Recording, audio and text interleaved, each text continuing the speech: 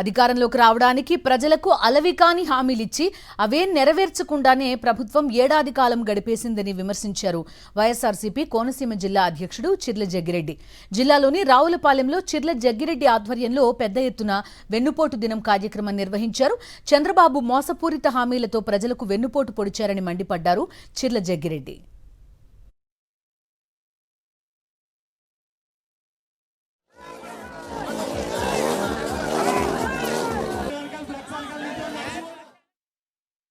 అంబేద్కర్ కోనసీమ జిల్లాలో మేము ఉద్యమం చేసి ఒక రోజంతా కూడా పట్లు మార్చుకుని కూడా కూర్చుంటే కనీసం మరి ఈ రాష్ట్రంలో మరి రైతులంతా కూడా ఈ జిల్లాలో ముఖ్యంగా 6 లక్షల మెట్రిక్ టన్నులు పండిస్తే కనీసం నువ్వు 2 లక్షలు కూడా కొనకుండా కేవలం డ్రామాలు ఆడి ఈ శాఖ పవన్ కళ్యాణ్ గారికి ఉంది కదా ఆయనకే చెడ్డ వస్తుంది నాకెందుకు అని చెప్పి నువ్వు వెనకాలండి మరి ప్రజలనే కాదు ఉన్నటువంటి పవన్ కళ్యాణ్ కూడా వెనుపటి పొడుస్తున్నావు అనే సంగతి ప్రజలందరూ గ్రహిస్తున్నారు. ఇవాళ ఎవరైతే ఆ రోజున మరి ఉద్యమం చేశారో వారందరి మీద నువ్వు కేసులు పెట్టి ఇవాళ ఆ నెపాన్ని ఎవరి మీద గెంటుతున్నావు?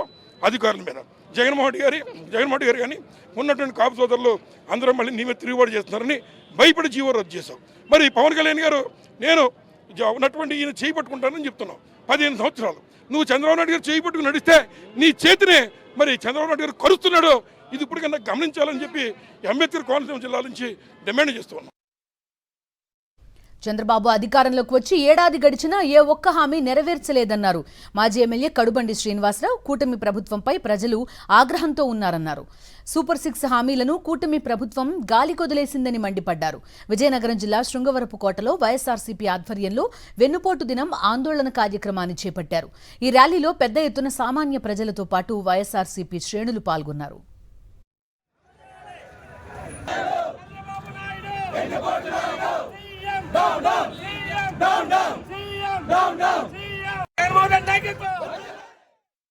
ఈరోజు పథకాల గురించి మాట్లాడడంలే, ఏ పథకాలు ఇవ్వలేదు కానీ 1,50,000 కోట్ల రూపాయలు అప్పు అయిందని మాత్రం చెప్తున్నారు.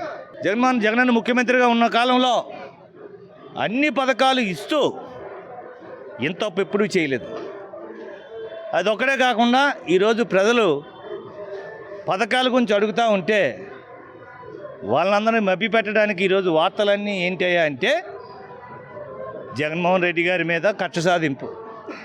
ఎవరైతే ప్రజల కోసం జగనన్నతో నడిచారో, జగనన్న ప్రజల కోసం పోరాడారో, గత 5 సంవత్సరాల్లో ప్రజలకు ఎవరెవరికైతే సేవలు చేశారో వాళ్ళందరూ జగన్ గారి చుట్టూ ఉన్న వాళ్ళందరినీ కూడా ఈరోజు కేసులు కట్టడం, జైల్లో పెట్టడం.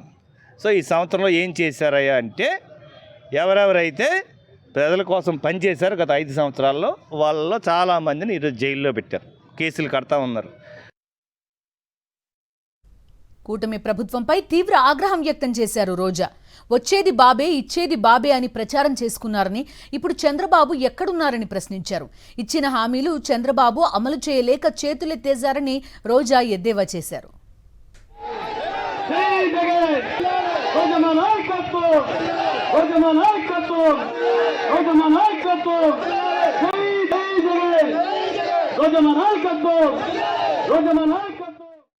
ఈరోజు రెడ్ బుక్ రాజ్యాంగం అంటూ కక్ష సాధింపు చర్యలకు మాత్రమే వాళ్ళు ఏ విధంగా కన్ఫైన్ అవటమే కాకుండా ఈ రాష్ట్రాన్ని దాచుకుంటూ ఇంకా ఈ రాష్ట్రాన్ని అప్పుల్లో ముంచేస్తుంటే ఈ రాష్ట్రాన్ని కాపాడుకోవాలి, ఈ రాష్ట్ర ప్రజలకి అండగా ఉండాల్సిన బాధ్యత ప్రజా పార్టీ అయిన వైఎస్ఆర్ కాంగ్రెస్ పార్టీకి ఉంది. కాబట్టి ప్రజల తరఫున ఈరోజు ఏదైతే ఈ కూటమి ప్రభుత్వం ప్రజలకి వెన్నుపోటు పొడిచి సంవత్సరం అవుతుందో, ఈ జూన్ 4ని వెన్నుపోటు దినంగా మా నాయకుడు జగన్మోహన్ రెడ్డి గారు అనౌన్స్ చేయడమే కాకుండా ఈరోజు రాష్ట్ర వ్యాప్తంగా ప్రజలకి అండగా ర్యాలీలు చేసి అఫీషియల్స్కి మెమరాండం ఇచ్చి అది ప్రభుత్వానికి అందజేసి వాళ్ళు ఇచ్చిన హామీలని, వాళ్ళ మేనిఫెస్టోని నెరవేర్చమని డిమాండ్ చేస్తున్నాం.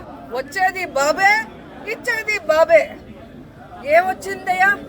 మీకైతే పదవులు వచ్చాయి, బాబేవో వచ్చి ముఖ్యమంత్రిగా కూర్చున్నాడు. కానీ ఈ రాష్ట్ర ప్రజలకు ఏమిచ్చాడు అంటే చేతికి చిప్పిచ్చాడు, మరేమీ ఇవ్వలేదనేది రాష్ట్ర ప్రజలు గుర్తించారు. 143 హామీలు ఇచ్చాడు. 143 హామీల్లో విజన్ ఉంది, విస్తరాకులు కట్టుంది, అనుభవం ఉందని చెప్పుకునే చంద్రబాబు నాయుడు మొదటి 6 అయినా చేశాడా అని నేను అడుగుతున్నాను. ఈరోజు చూస్తే చంద్రబాబు నాయుడు ఏరు దాటక ముందు ఏటి మల్లన్న, ఏరు దాటాక బోడి మల్లన్న చందంగా పరిపాలించిన విధానం మనకు తెలుసు. కానీ ఈ రాష్ట్ర ప్రజలు ఎలా నమ్మి మోసపోయారు, అలాగే ఈవీఎంలతో వీళ్ళు ఎలా మ్యానిపులేట్ చేసి ఈరోజు 60,000 90,000 అంటూ అసలు ప్రజలు ఓట్లైన నాయకులంతా గాల్లో గెలిచిపోయిన గాలిగాళ్లే ఎక్కువగా ఉన్నారు ఈ రాష్ట్రంలో.